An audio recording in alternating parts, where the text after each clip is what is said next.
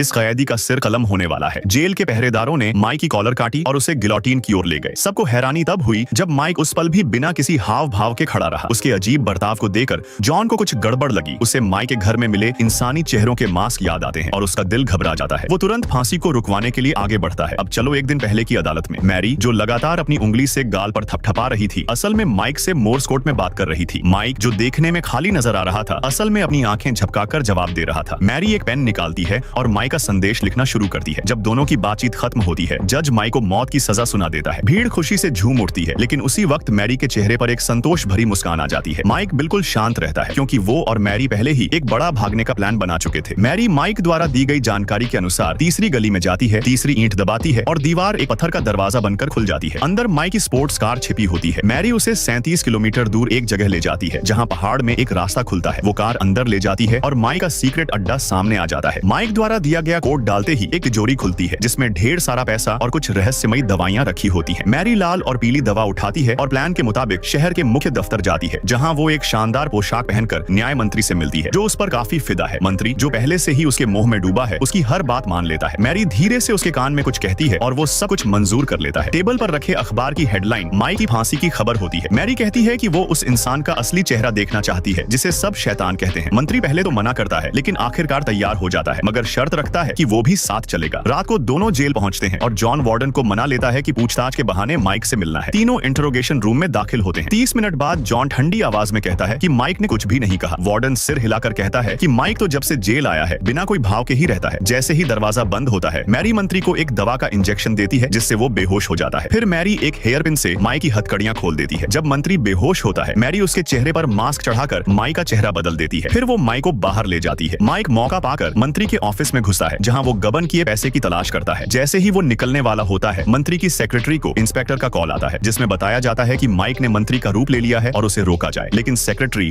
उसे किसी ठगी की कॉल समझकर गुस्से में काट देती है। माइक जो सब सुन रहा था, जल्दी से वहां से भागता है। उस पुलिस वाले के सामने से निकलता है जो उसे पकड़ने आया था। फिर वो बाहर निकलकर मैरी की कार में बैठता है और दोनों वहां से निकल जाते हैं।